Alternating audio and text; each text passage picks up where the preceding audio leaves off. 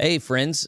Jeff Pospisil is the CFO of the GMC. That means he's the head finance guy of the denomination that I and so many belong to. And I've already spoken to him once, like 7 months ago. It was a great conversation. If you haven't watched that, you really should, because it gives you a sense of the theology he has behind finance and what he understands himself to be doing in ministry. He came out of the Dakotas as their treasurer, had a great record there.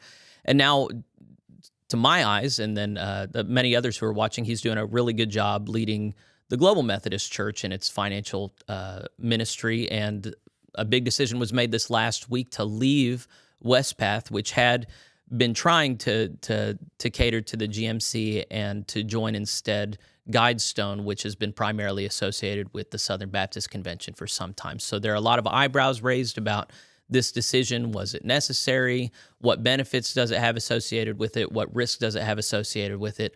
They put out a general release, and then they put out an FAQ this last week that hopefully answered a lot more questions. But I don't know if your brain is like mine. I just like to hear all the thoughts and ideas connected into one coherent piece.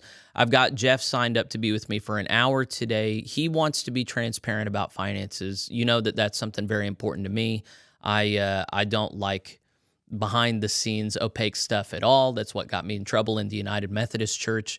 I'm going to do what I can to help the Global Methodist Church earn the trust that it deserves, and that means turning to Jeff and other leaders in the GMC and giving them an opportunity and a platform to say, here's what we're doing, here's why, here's what it looks like. So I'm really pleased to welcome Jeff Pospisil back on PlainSpoken and have him here with me today. Jeff, how are you doing? Doing well, Jeffrey. Great to be here. Thanks for inviting me. Yeah, well, and you're no stranger to the internet and YouTube and all these platforms. You've got your own personal ministry that you've been doing for some time that I don't get to consult as much as I would like to. But if you're interested in having a better command and understanding of church finance, Jeff has a YouTube channel. It's just your name, Jeff Pospisil, right? Yeah, it's just my name. And then I also have a blog, I guess, jctaccounting.com. Mm-hmm. So back in the day, I started that because the denomination, well, actually it's because I'm an accountant and I don't normally like to deal with people all the time. And I thought, what if there was a place that they could go to something that I recorded, and it would answer their question, and I could answer their questions while I'm doing anything else. So anyway, it was kind of funny, by the way. So I want to say it was Monday or Tuesday.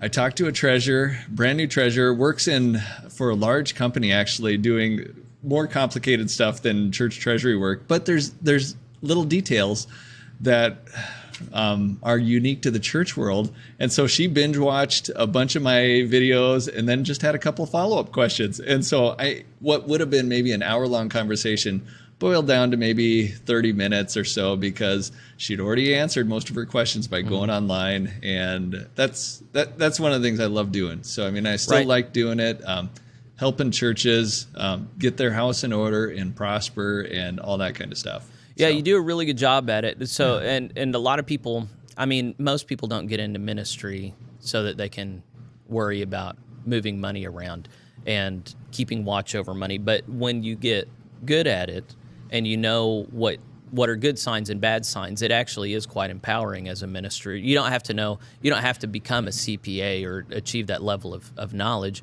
You can just know best practices, best software to use.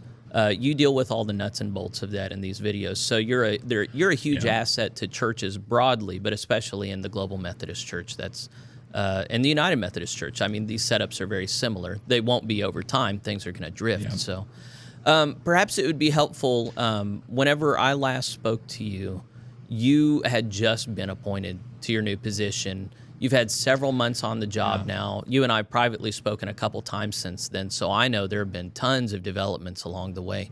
Perhaps for those who aren't me, who don't know you and what you've been up to, could we get like a broad kind of report on the last 7 months as you've assumed this new position? So it's been busy. I can't believe, because I think when I talked to you, I was just leaving my job at the university and was joining with the Global Methodist denomination. and 6 months just went by like nothing. I mean, it was interesting. So, my job is a little bit different than expected, but partially because we're in this transitional time. I mean, I want to say I expected to be relating mainly to doing the general church staff as well as the conferences. Well, conferences were just getting online too, so I ended up relating to hundreds and hundreds of local churches too, which is awesome. I actually really enjoy that. So I mean, it's not like a bad thing or anything like that, but I just didn't expect that. So I mean, for me, one of the first challenges I ran into was, how do you manage email when you have thousands of churches literally have access to you, and calls and all that kind of thing. So navigating that, and I'll tell you a little bit more about that, because I think I'm closer to figuring out what works for me. But then also you have to have time for those big projects too. So one of the first projects, and those that were early on into the Global Methodist, there was a lot of, there still is, around benefits, being able to get the billings in and being able to get enrolled and getting all these challenges right around there. So that was one of the very first things that I had to work through. And just us billing people on time, and then crediting their pension accounts timely, and making sure we're able to pay our health insurance bills. I mean, all this stuff doesn't happen automatically when you're dealing with, again, thousands of churches and multi-millions. We have made a lot of progress. So we have a great team. By the way, I'm going to plug the benefits team first. Terry and Brenda and Rick are the best. Literally the best of any denomination there is. So anyway. Have you been working with those three the whole time? So yeah. So, and then there's other issues such as connectional funding and bringing conferences online, and working out some of our systems around donations. For example, we received donations in connectional funding, and for a long time it was recorded on an Excel spreadsheet, because oh my gosh, that was the in-between thing. So now we are transitioning to Realm. That took us a little longer than expected. So part of it, that's a software there's program, a lot of stuff Realm. going on, but that is, okay. It's like, is that like Tidely or like something? any donor management software, Tidely or Planning Center or something like that, so people might be familiar with that. A number of other conferences are moving to that. And actually Mid-South, Matt Conover was the one that turned us towards that direction. And, so it's been interesting. We're all learning together. That's one thing I love. So before this call, before talking with you, I was actually meeting with the conference treasurers, and it's just nice to be able to bounce ideas off of this group and them not to be guarded. I mean, even there was a valid criticism during the meeting, and I was just like, okay, I'm making your guys' job harder by something I'm doing. Let me fix that. And I, because I think we all have respect for each other. I think that might be the word. We all respect each other and the work that we're doing, that it allows us to criticize each other and receive it. So anyway, that's excellent. I probably didn't talk about it. I mean, there's just a lot of stuff going on right now. Well, it just feels like yeah. you're always trying to keep your head above water. Let me ask a couple questions, because so you're meeting regularly, like monthly, with the conference treasurers online?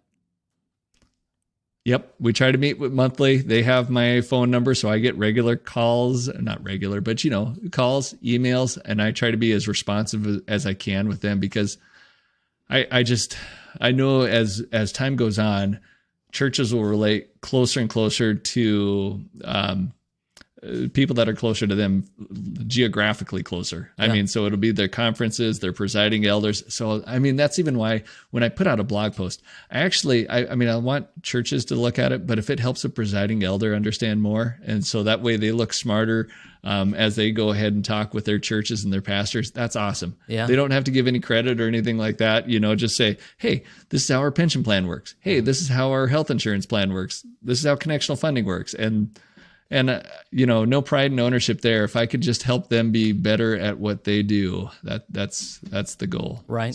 So we have several annual conferences outside of the continental U.S. at this time: Spain, Bulgaria, Democratic Republic of Congo, Philippines, Kenya, Ethiopia. I think those are the ones that I know about. Do they already have treasurers in place that you're also corresponding with? They are. I don't talk to them as much yet. Okay. That's something we need to remedy.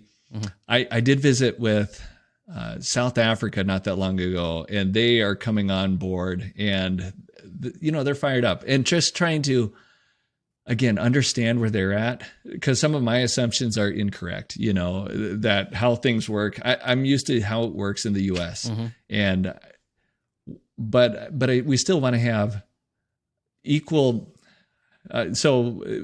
What I think about is equal sacrifice. Mm-hmm. So I still want churches in Africa and in Spain, Bulgaria, giving 1% towards the denomination, for example. Right. Assuming that they're able to. I think that completely fulfills their commitment. Mm-hmm. As long as they're preaching and teaching according to our doctrines. But at least on the financial side, that makes them full members. I mean, in my eyes, that they're not a lesser or a second class church or second class pastor. And so understanding exactly their challenges. Yeah. And that's, this is kind of brand new, but we also are going to change accounting systems eventually. And we are going to move towards one that will allow for different languages, different currencies more easily, because there'll be a day when the head of the GMC is not in the United States, and that'll probably come sooner than later. And it's not just a leader in title or anything like that. They're going to be the actual leader. And if they don't understand the money part of it, mm-hmm. I don't think you can lead.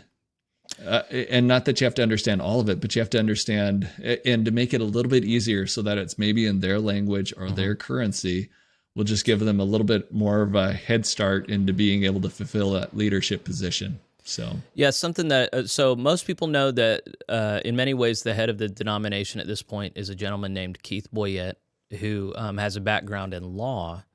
And when you're talking about having a global denomination, there are tons of legal ramifications in particular. You have to get established in every nation that you want to legally operate in, which has required a ton of time and energy, and you need people who know how to navigate those systems. So Keith has been a big part of that.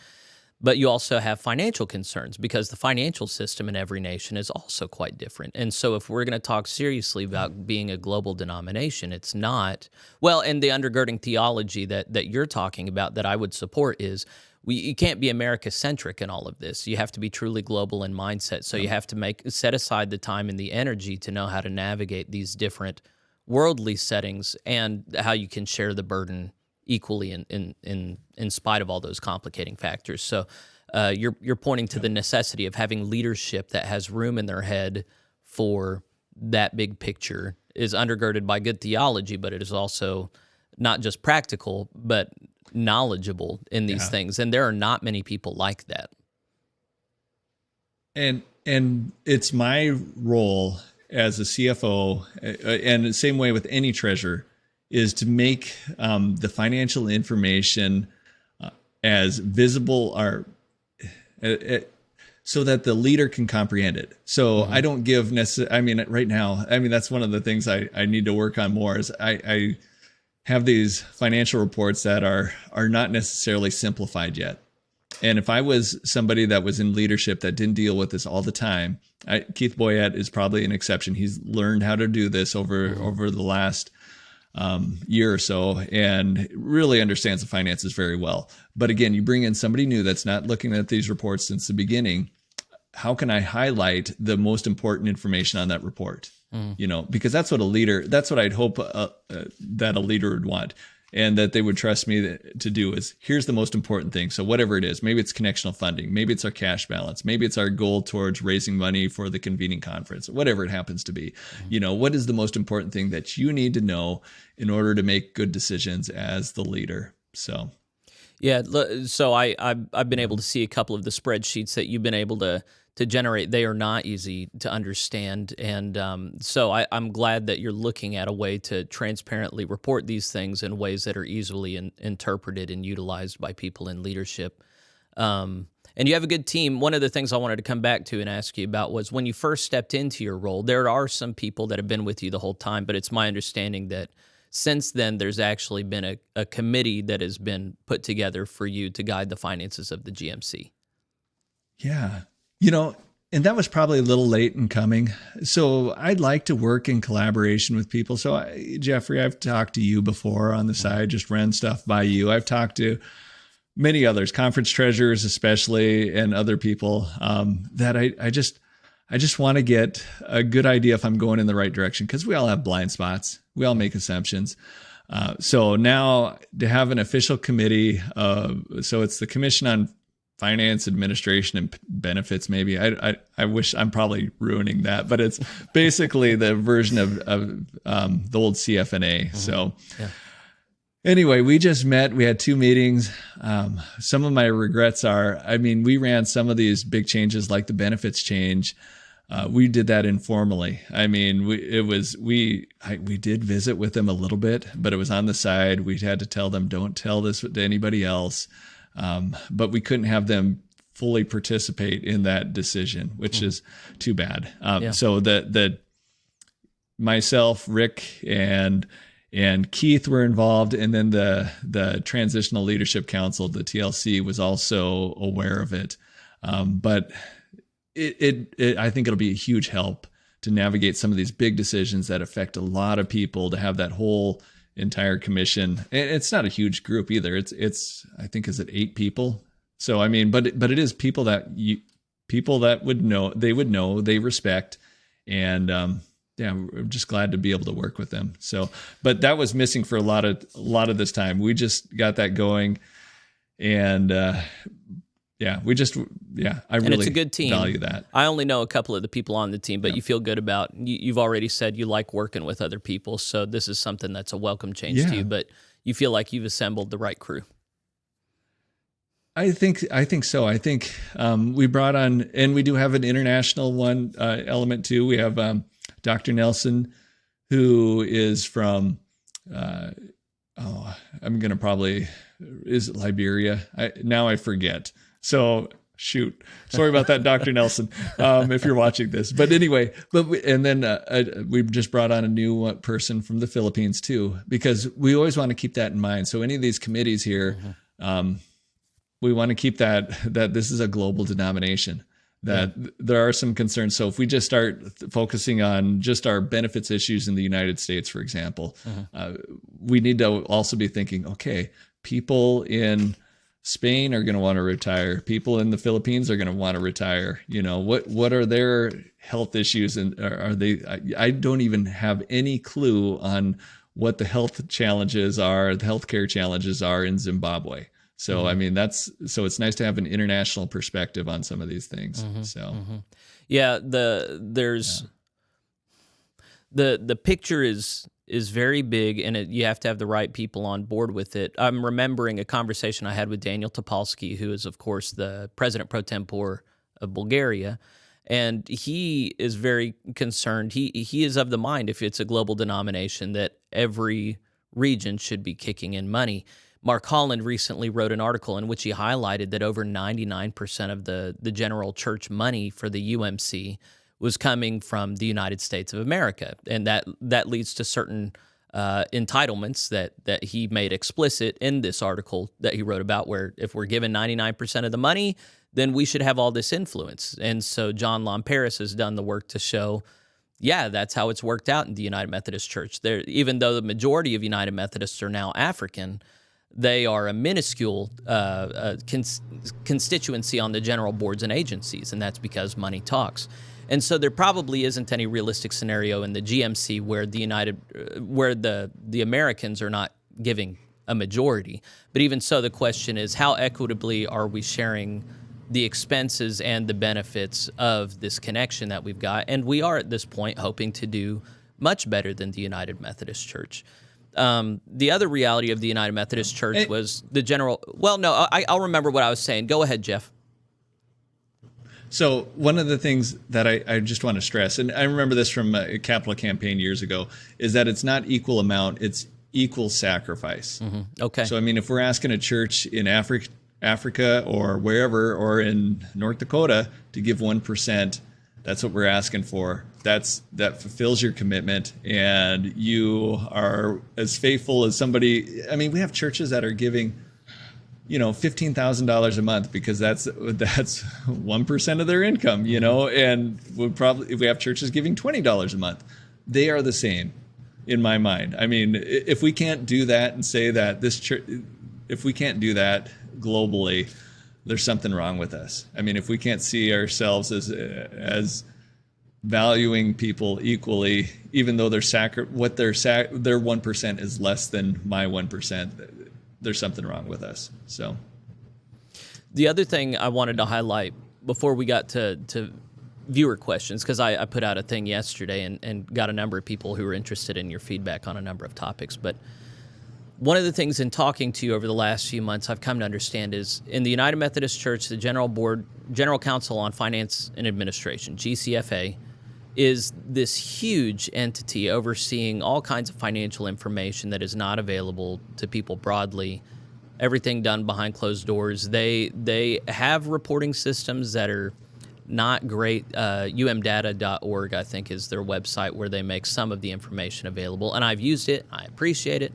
But in many ways, the tail wags the dog in the United Methodist Church. The finance agency is huge and influential and makes a lot of decisions, not all the decisions. But the understanding I've had about you and your ministry in the Global Methodist Church is you're not heading up this behemoth organization that's doing all these things behind closed doors and keeping secrets.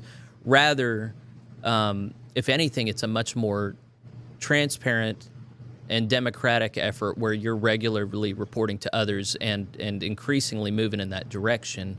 But also, I think some people get the impression, they assume that the same dynamics carry over from the UMC to the GMC, and that we just have this top-heavy institution already with all these people at the top who aren't doing their jobs. The reality is it's a skeleton crew on a shoestring budget, just doing your best. I mean, you were already talking about a lot of the retirement and pension stuff was recorded on spreadsheets manually for a long time because you just didn't even have the infrastructure in place. So as I talk to you, I don't ever get the sense that you're a high up mucky muck bureaucrat. I get the sense that you're just like me, doing your best with what you've got and then trying to build something without wasting money or energy. And it's hard to fool me. I'm just cynical by nature. So if you have fooled me, very good job for you, Jeff, but I very much doubt that you have. That is one of the things. I think we have 14 employees right now. 3 or 4 of them are part-time. I can't remember exactly. So you think about that. How many bureaucrats is that per church? We have over 4,000 churches.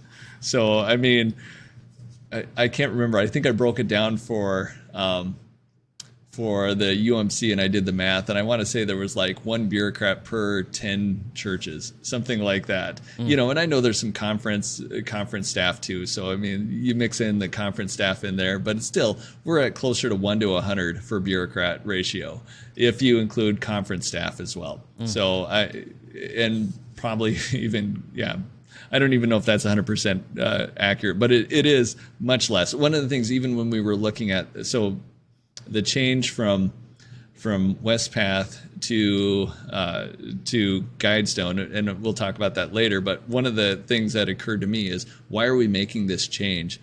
And we were in danger of multiplying bureaucrats instead of multiplying disciples of Jesus Christ. So that was really the danger that we are facing, is that we don't want to build these big systems that support bureaucrats, basically. And I'm a bureaucrat, so I mean, this is no slight on them. They have an important role, but their role is to enable ministry, not ministry to finance a bureaucracy. So that's where I'm at. I don't even remember if that was the question, but I do want to say we are a skeleton crew, and that's what we want to maintain. So we're not going to provide every service to everybody. And you do have to keep that in mind when you're working with us, is sometimes we're going to be a little slower getting to you.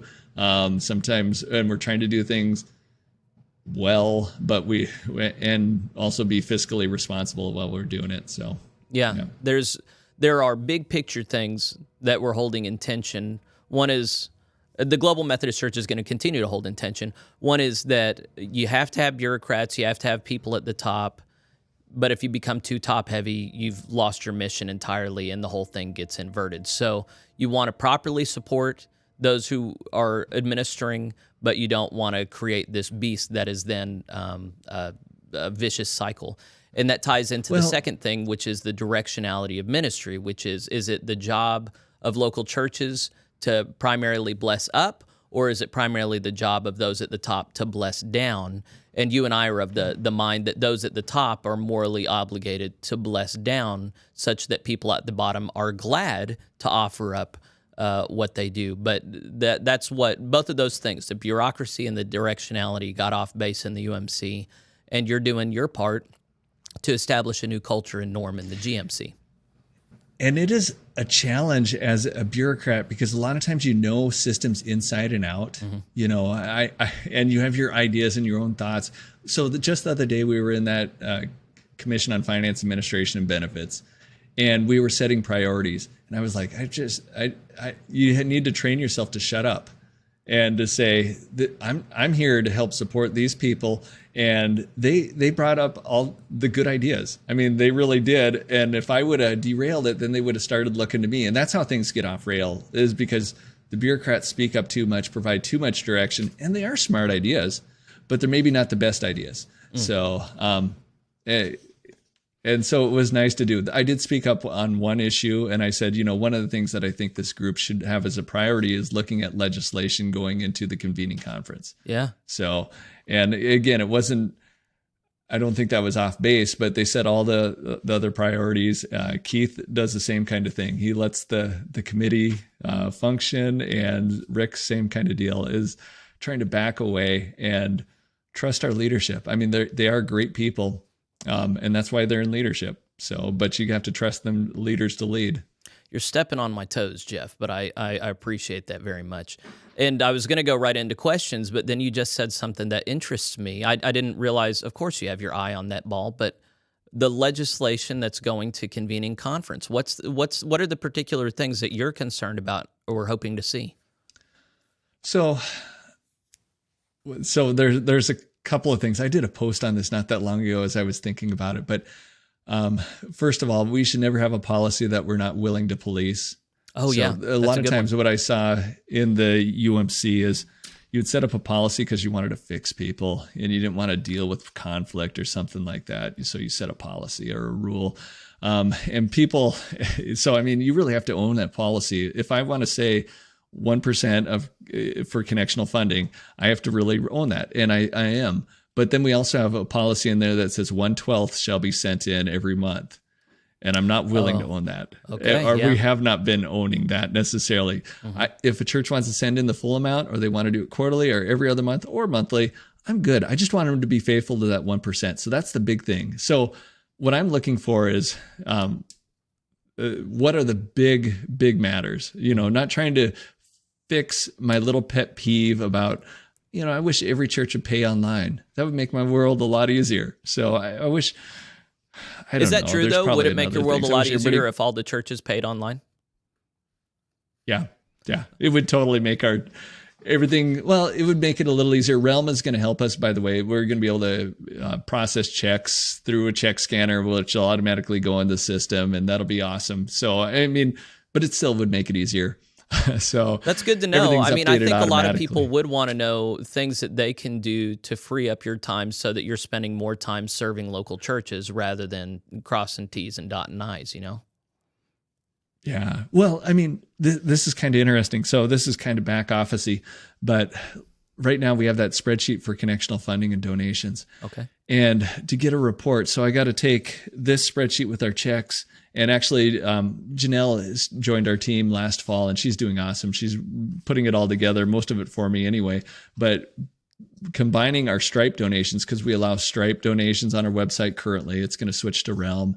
And then you have to analyze it and split it out by conference and all this other kind of stuff, and then plug that into QuickBooks. And, it takes me close to a day to end up processing that kind of stuff, where with Realm, I push a button and there's my report. Nice. That's it. I mean, there is time in entering it and making sure stuff is entered well, but we already do that right now. But now there's a lot of time in entering it and then reporting on it. And so it's just going to make reporting a lot easier, the information more accessible. And that's one of the things I kind of feel a little guilty about is even I would have liked to do more reporting to people, but right now we're just not set up in a way to make it easy to do it. And sometimes our reporting, like for example, I report to our conferences. I try to do it monthly, although I did it bi-monthly this last time. I try to do it monthly. Every church that gives to connectional funding to them. So whether it's general conference or some churches are still sending their conference funding to the general church, either way. But I try to report to them, but it takes time to process it. And then there's still mistakes because guess what? How many First Church of Smithville are there, and trying to make sure that we attribute it to the right one. And I remember, so this is kind of an aside, but we had a treasurer that sent in a check. And for the memo, there was just a question mark. So I'm not faulting the treasurer, by the way. I think this was a little bit passive aggressive, but they were just told you need to pay this amount in, and they didn't understand what they were sending it in for. And so I'm going to send it in, but I'm going to send it with a question mark. Oh my goodness.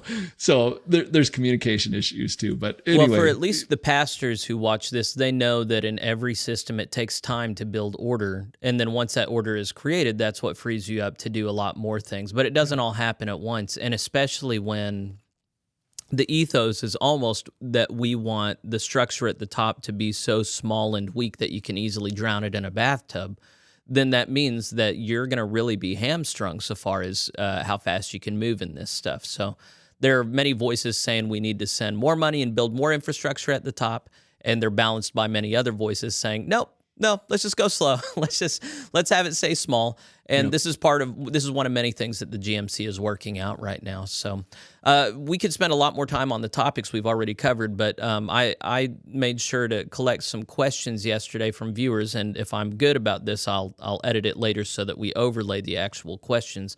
I'm going to show privilege at first for the people on Locals. Locals is where people can monetarily support PlainSpoken, and if people want to have this kind of privilege in the future, there are other privileges, but you can go to PlainSpoken.locals.com. I had two questions from there. One is from Gabe. He was the first one. He had two questions. He said, ask him about bishops' pay. He wants to know what bishops are going to get paid. And then number two, he wants to know more about donor-advised funds or trusts for large donations. So those are two very different issues. Right. What can you say about bishop salaries is not really in your wheelhouse. It's something that's determined right now by the TLC and then will maybe get legislated at the convening conference. Do I understand that correctly? Yep. So I think, and this is, I'm speaking out of ignorance right now, but I think the bishop salaries were probably brought over from what they were being compensated in the UMC. I want to say it was probably similar amount for now. TLC has been watching over that, and my commission on finance and administration and benefits, they are going to start setting up staffing guidelines and that kind of thing. So right now it has been not necessarily systematic. So that's one of the things that will be a shock for us and we're noticing that at all levels, by the way. Probably you yourself, all of a sudden you don't have minimum compensation requirements in the GMC. Yeah. You don't have a lot of different guidelines like that. And so we don't necessarily have that either. So, and that doesn't mean we're paying people out the nose, but we're paying them what we think we need to be able to people to fulfill their job and their ministry without, I guess, necessarily doing it in poverty. So the TLC is, I think our people are compensated well. Yeah, if their pay right now is commensurate with coming out of the United Methodist Church, the United Methodist Church, last I checked, paid bishops well over $115,000 a year. I want to say $125,000 a year. And when I look at it, and I'm going to really speak up for the bishops because has any other bishop had to organize a denomination like this, where they might be in North Dakota one day, Cuba the next week, Angola the next week after that? I mean, I am so impressed with Keith, Walter, and Bishop Jones and Bishop Webb. Keith and Walter are not bishops, but they are in that leadership role where they are connecting a lot of people and bringing people on board. So, I mean, right now, most of these people, they could have retired and been comfortable, and instead they are flying all over the world and sacrificing their time with their family and, even some of their physical health probably too, just doing all this travel work. So, See, and I don't feel the need. Will be a struggle. I don't feel the need to defend what we are doing. I think I've gone on the record as being against high bishop salaries. I think they should get paid the average of what elders get paid, and then we should just comp all their travel and expenses, obviously. But this is stuff, it's going to get ironed out. We haven't even had a convening conference yet. We haven't even gotten clear on what the role of bishops are going to be, and if we maintain presidents pro tempore. A lot of these things have yet to get worked out. So right now, it's just doing what the TLC says. The TLC is the committee that sits at the top of the whole denomination, the Transitional Leadership Committee. And then we don't even know what role they're going to play after the first convening conference. All of this is going to get figured out. It's not your job to set salaries. It's your job to administer the church as the TLC has set it up, right? Yeah, and that's what we're doing right now. And it'll be interesting as things shake out and we get more systematized. I know there are people that are working and they could be making a ton more than they are right now. And then there's people that are making, I think I'm making a decent salary. I mean, I feel like I hope I'm earning it. That is one of the things that you do hope. I mean, no matter what. I mean, when you're in the church world, you should hope you earn whatever compensation you're receiving. Absolutely. So, because I've had to defend so many pastors. I mean, no matter what, when you're a pastor, sometimes you're fairly well compensated versus some other people in your community, and they only see you working 1 hour a week sometimes, and so they wonder, okay, what is Pastor Jeffrey doing? I remember we once even had our pastor, when I was living in Bismarck, Pastor Kermit, we had him do a time audit, and because he golfed a lot. And, we thought, how is he possibly putting in his time? Well, we were embarrassed. I mean, he was putting in easily 50 hours, and that's not counting being on call. And this was 20 some years ago. So this is before cell phones were totally taking off and everybody had access to the pastor all the time, it seemed like. So, Anyway, we'll figure all this out going forward. In 2 minutes or less, can you address donor advised funds or trusts for large donations? So large donations, one of the things that I'm going to encourage churches to do is check out GuideStone. So we don't have necessarily a Global Methodist Foundation that would manage this, but GuideStone is our partner there. And I looked at their returns. Their returns are very similar to what you would experience with Wespath. And if you were actually with a conference foundation, it takes out that middleman that used to take another percentage. So I just remember when I was working with the Dakota's Methodist Foundation, Wespath took their little bit, and then the Dakota's Methodist Foundation took their little bit. So now it's just GuideStone taking their little bit. So for managing the funds. And it'll be similar returns, maybe even a little bit better when you exclude that conference foundation fees. So. And that's on the local church level, but if people make these large donations on the denominational level, then you'll be looking to GuideStone to administer those as well. And I would look at GuideStone too. They offer, and I know they offer opportunities for individuals to invest. Their funds are actually registered with the SEC, so you can actually look them up. They're monitored by that. So they've taken that extra step so I'm not exactly for sure exactly how their donor advised funds that works. I was mainly concerned of churches being able to invest their money with someone they can trust for a good return. So something similar to what they might have experienced if they were with their local United Methodist Foundation or something like that. I don't want them to be necessarily invested in CDs, because in the long run, that's going to be a losing bet, because CDs are, actually set up to lose against inflation. Right. So you're going to lose in the long run. So once upon a time, CDs were a decent investment. This time is long past. Do not put your money in CDs. Yeah. Yep. All right. Another question. I mean, it's fine for a short period. Right. Go ahead. Resurrection GMC asks, Bishop/President pro tempore pay structure, also prudent reserves. What percentage of denominational funds will be used for ministry and what will be stashed away? So we've already talked about Bishop and President pro tempore salaries, I think, sufficiently. But what about reserves? How is, are we taking in enough money? Are we taking in more than we need? And if so, what is being done with reserves? What's the model going forward? So one of the nice things about us switching to GuideStone is Rick Van Giesen and myself, we were concerned about building up some kind of reserve for benefits, because if a church can't pay their health insurance invoice, for example, I still have to pay it. And so you need some kind of reserves for cash flow purposes, as well as if there was a major downturn or something like that. So with the move to GuideStone, we won't have to build up that reserve. And that's where, in the United Methodist Church, that's where a lot of the reserves were built up. And you look at it, multi-millions. I mean, even a small conference like mine had reserves in the tens of millions. So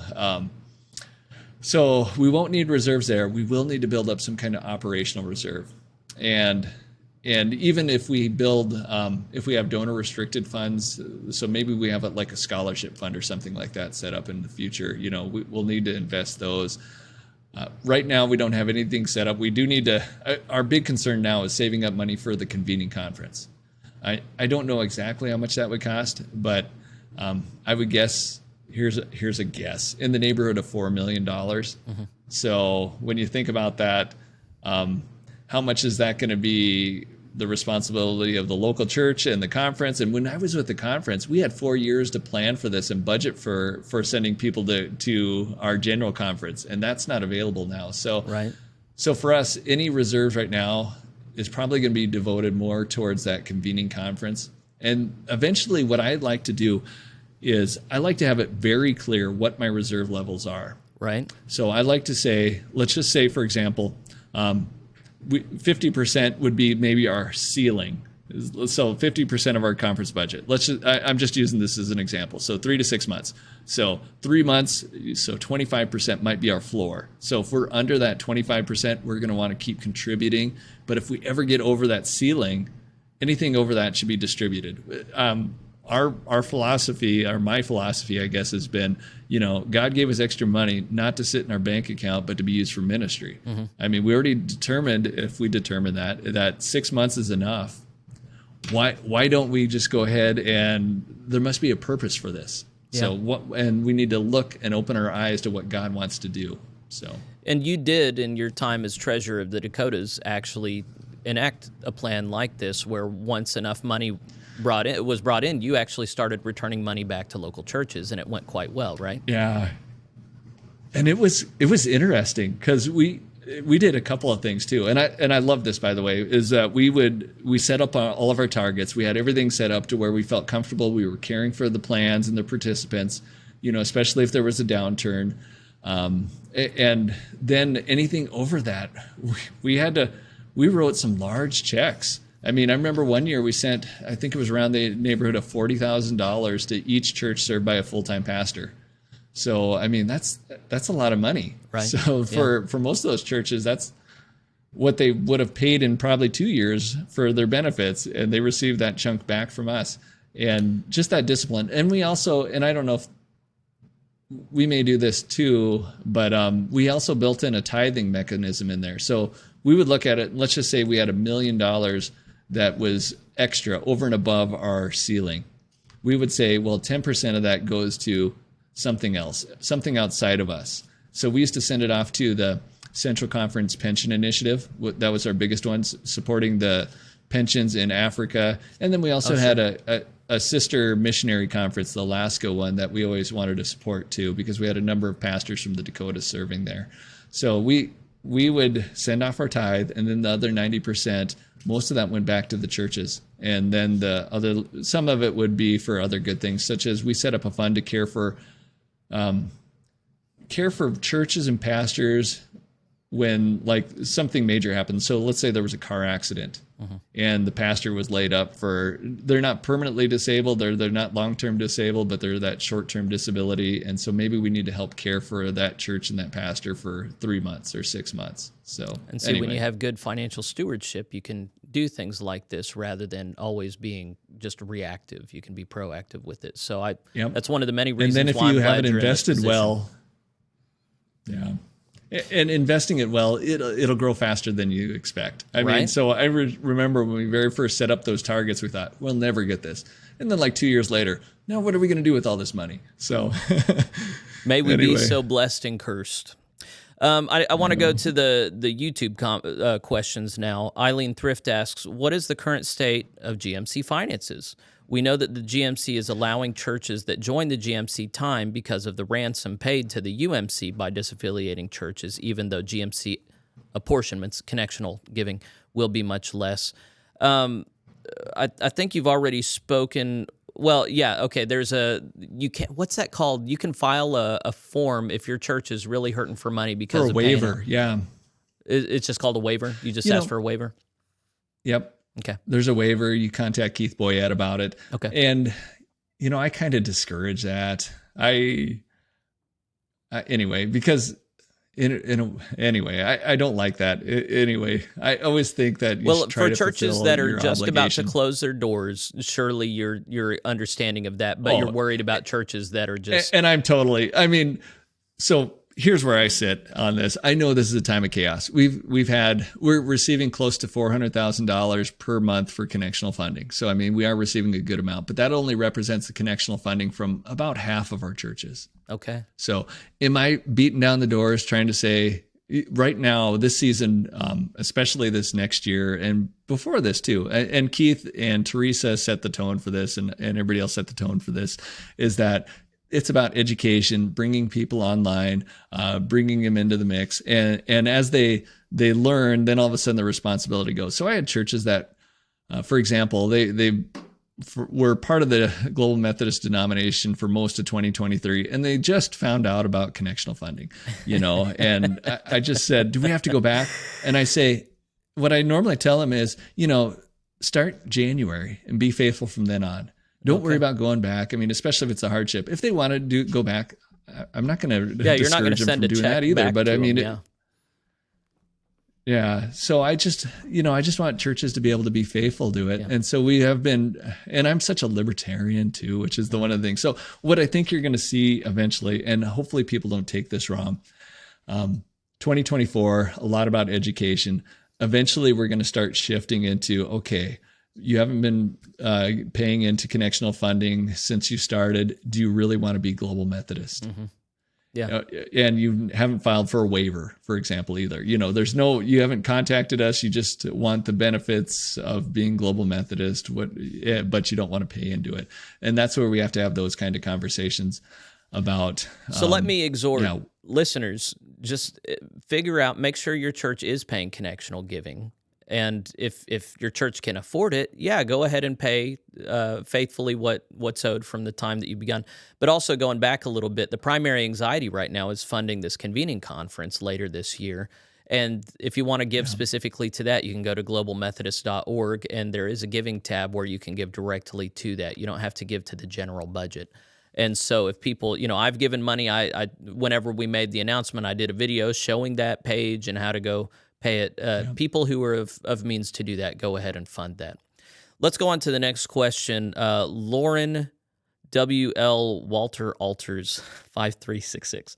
How will connectional funding be spent? Will we receive acknowledgement that they have been paid? How do we sponsor a delegate to go to conference? Who will be taking Keith Boyette's place when he retires? I guess that's 4 questions.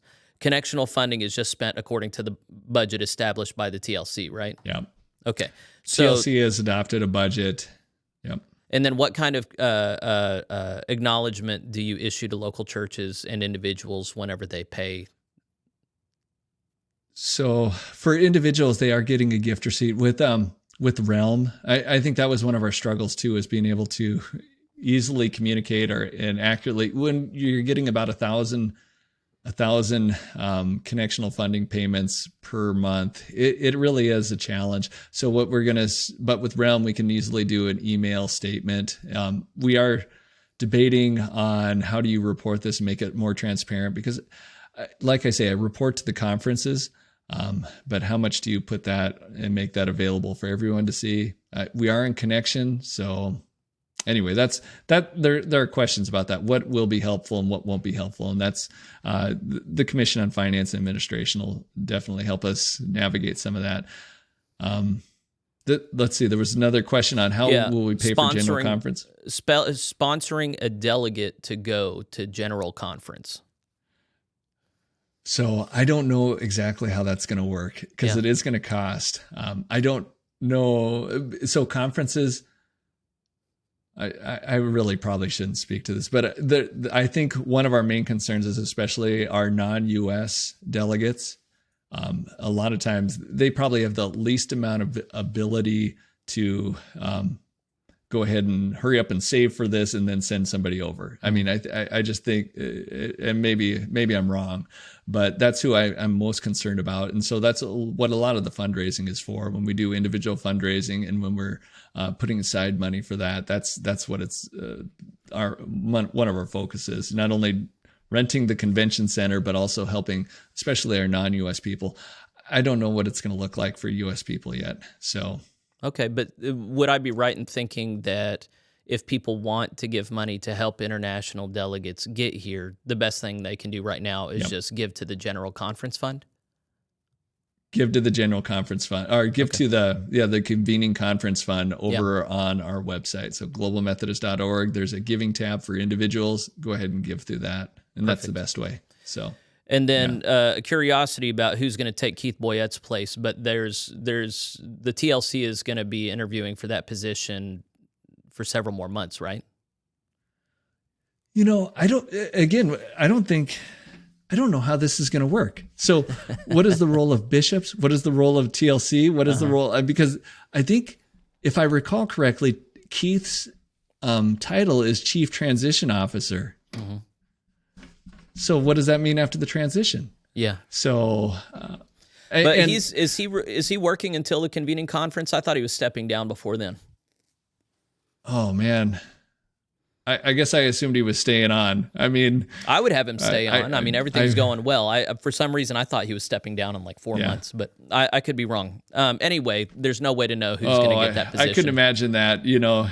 Well, and I recall I spoke with Karen Nicholas about that recently, and she indicated to me that they're not clear on if we want to have one person doing what he does or if it needs to be a small team of people who do what he does, because he is really spread out way too thin, and he has a level of connectional knowledge that it's not reasonable to expect that someone else would have. Yeah, I mean, just like a founding pastor, sometimes it's almost impossible. You see that a lot of times with mega churches where the founding pastor goes in and then the person that replaces him struggles, and then the founding pastor comes back and rights the ship and then leaves again, and those kinds of things where, Keith has played such an important role in this. So it'll be interesting how that transitions to the next generation. And, it is one of those exciting things where you look at a number of our leaders, Bishop Jones and Keith Boyette, a number of them are, Rick Van Giesen too, for example.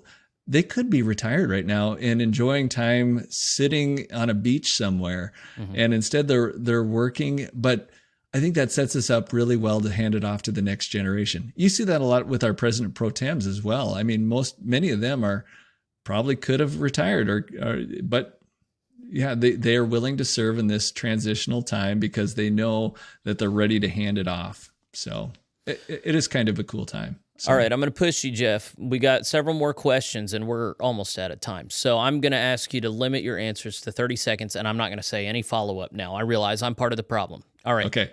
Jay Allred asked 2 questions on Facebook. Is there a timeline for benefits for church employees? That'll be coming in July. More details to come. So July 1, we expect to have benefits for employees, lay employees. Jay Allred asked a second question. Will budgets, balance sheet, income statement, and statement of cash flows be made available to members? Yes. So I did talk with Keith Boyette about that, doing some kind of regular ones. We're currently undergoing our first audit. Ideally, I'd like to do this quarterly and be able to share it in a very public way where they'd be summarized, but they should be helpful to people understanding our finances. So I'm trying to make that a PlainSpoken installment, having Jeff on here semi-regularly to talk about GMC finances and theology of money. So if you're a fan of that, put it in the comments. Let Jeff know. We'll see if we can't secure him more often, but I'm really enjoying this. All right, on Facebook, Jeremiah Chapman, funding for new church plants. We can't do the work we need to do in planting churches without a system in place for funding. Limited to 30 seconds. So, okay, this is going to be tough. So I'll give if you you're a looking minute. to the denomination to fund your new church, you're looking in the wrong place. I hate to say it. I mean, I wish we could. I honestly wish we could. But we can't. So there is the River Network, and there are some grants out there relating to the River Network in Asbury. But what I've done personally is we had new church startups in Rapid City and Sioux Falls in my area back before I started in this job. And I just called up some larger churches that I knew were paying much, much less in apportionments and said, would you be willing to partner with this church? And they're getting, first of all, it really excited that church to be that involved in a new church start. They said, this is the most exciting thing we've done. We normally would send off $150,000 at the conference and not know what happened to it. Now I'm sending off $75,000 to Rapid City. I don't know if that's the amount, but anyway, they're sending off a chunk to Rapid City. I'm helping them with their payroll, and we're seeing a new church launch because of this. We're seeing more a church for our kids that we agree with in Rapid City, or Sioux Falls. So that's, if I would visit with your presiding elder, your president pro tem, your conference people to say, are there churches that are willing to partner with us? Because I would bet you people in the Global Methodist Church want to see new people come to Christ. Mm-hmm. They want to see new churches. So we just got to match the need up with those that are willing and able. Paul Caleb Rowland says, I think you were going to follow up with someone about the Book of Doctrines and Discipline mentioning either paying for seminary training or loan repayment for years of service, something along those lines. Maybe he would know how that's planned to be funded and worked out. You saw my article that I published last week on, this was paragraph 411, detailing a ministerial training fund. Would I be right in assuming that there have been so many other immediate needs that there hasn't been any movement on this yet? Yeah, I haven't seen anything move on that end. No. So, yeah, eventually, what you're going to find out is someone else's. I don't know if I'm a horrible fundraiser. I could set it up, but there'll be people that are passionate that want to give to it. A lot of times what we'd see is bequest gifts and other large donations for these types of things because they really want to see people trained up. So that's, I want to say if we could set it up and then have a place for people to put those kind of gifts, that's what would be nice to do. So cool. Yeah. So like if I made a formal request, could you go ahead and set it up and I could just start channeling money into this? I would set it up. So what I would do initially right now is set it up in our checking account as a designated fund. And when we transition all the way to GuideStone, it'll be invested in its own separate fund. So great. GuideStone, could it be an endowment that just pays out regularly? Exactly. Cool. So we'll be able to multiply your gift. So. Perfect. Okay. Well, let's move on that. I think that's a good idea. We'll do it. Richard Hayduck says, what's the reason for moving from Wespath to GuideStone? Was there pressure on Wespath from the UMC side? That's a good question. A desire to cut the last vestiges of the UMC from the GMC? Was that what it is? Was it solely cost savings? Was it better products? Was it something else? You've answered some of this in the press release and FAQs, but what do you think is important to add to what you've put in writing as to the decision-making process?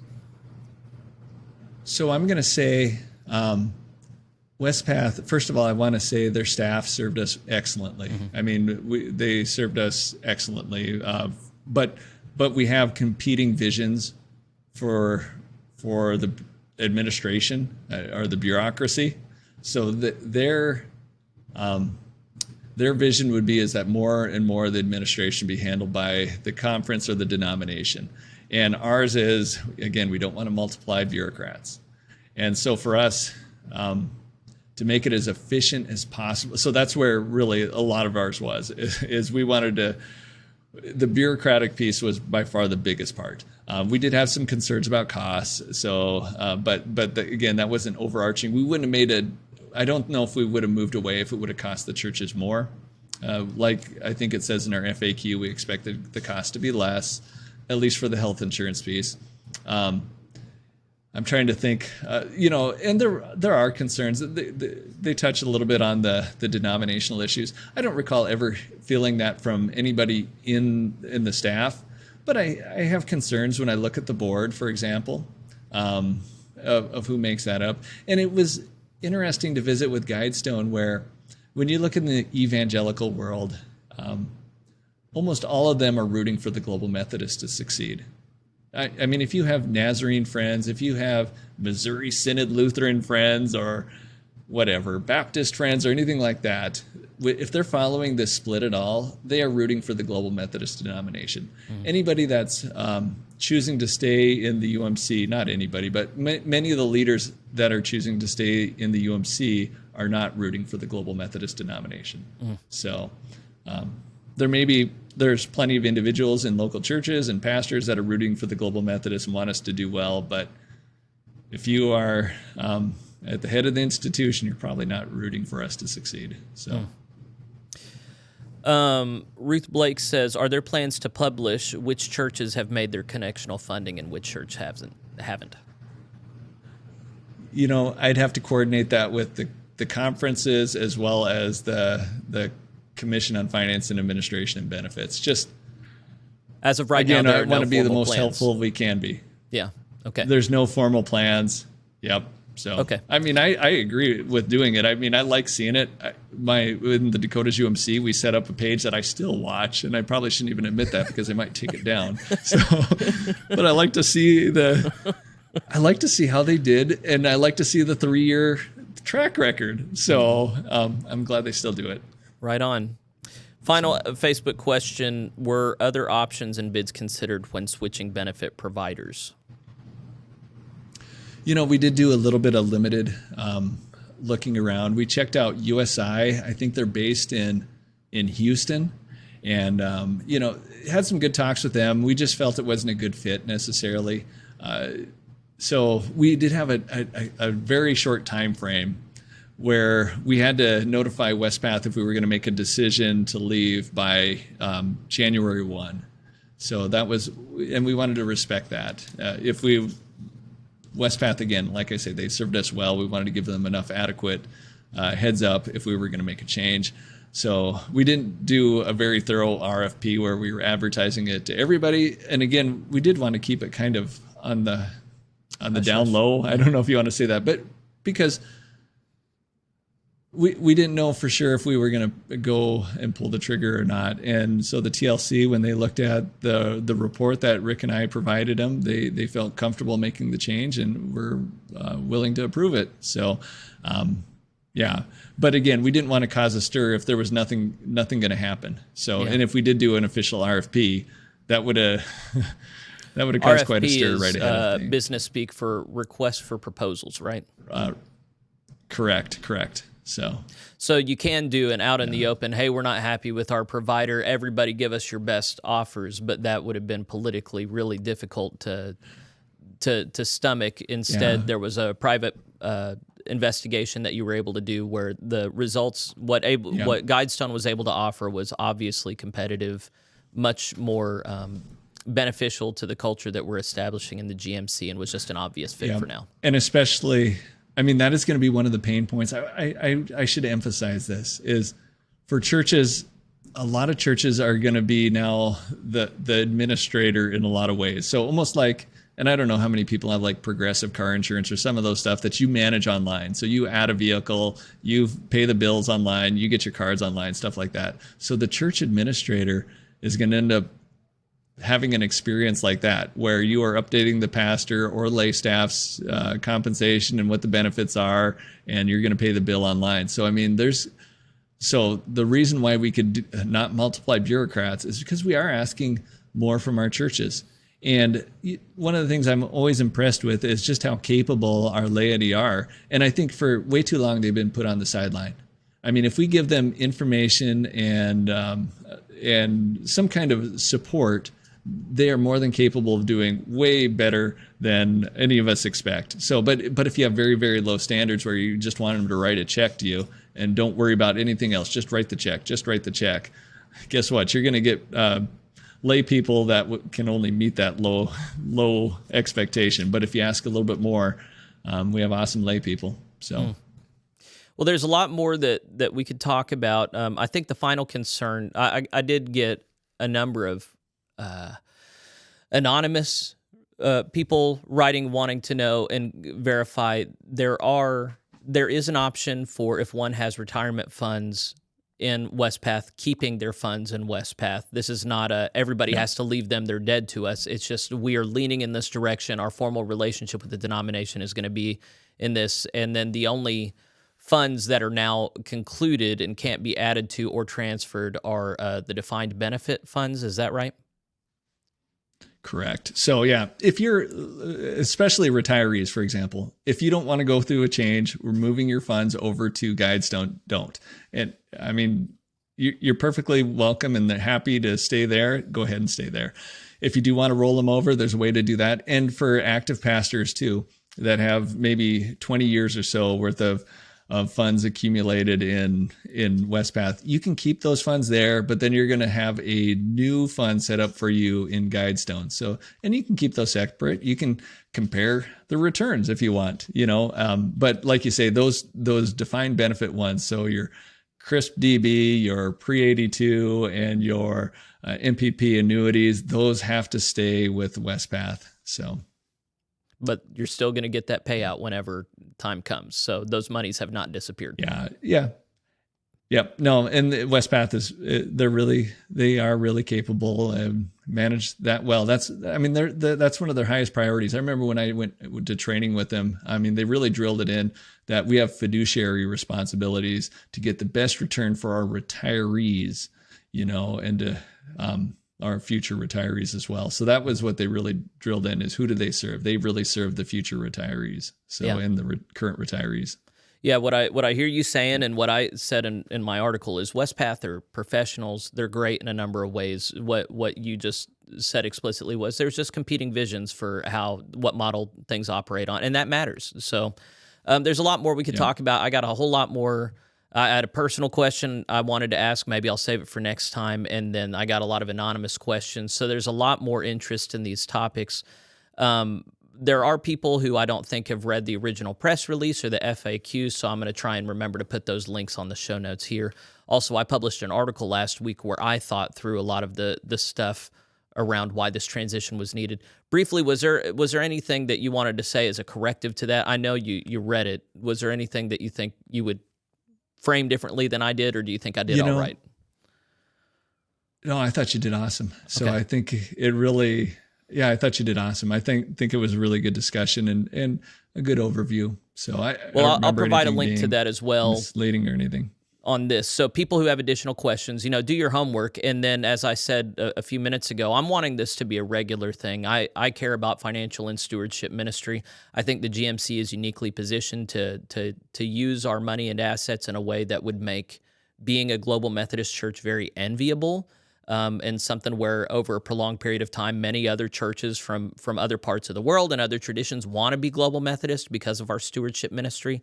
Those are decisions we're making right now. I think a lot of it has to do with transparency. And so Jeff, I know you're probably not the only person who makes this decision, but I would love to have you on here semi-regularly. I would like it to be monthly, just to talk about proper theology, transparent finances, help people give eagerly the trust that the GMC needs at this time. So to that end, thanks for doing this one. You're I think the first person I've interviewed twice, maybe not, but I just think you're the fantastic guy for the role, and thank you for serving.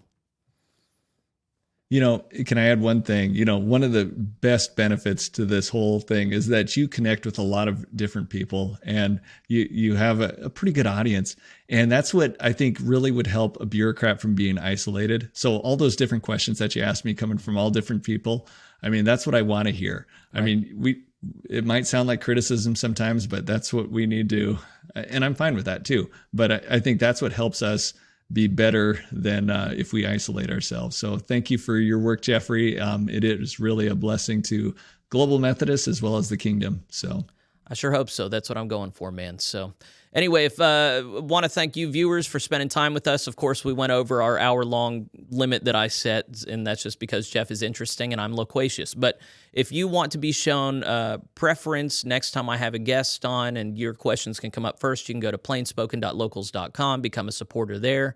Go ahead and subscribe wherever you are, and then share this with other people in the Global Methodist Church that are concerned with stewardship ministry, and in particular, if you're concerned in the long term about just a theology around money and how we can be faithful around money, go ahead and follow along with what I'm doing here. That's going to be just a theme that comes up over and over. And go ahead and go over to Jeff Pospisil's channel. Pospisil is, well, look on the title of where you're watching this, but it's S-I-L, not C-I-L at the end.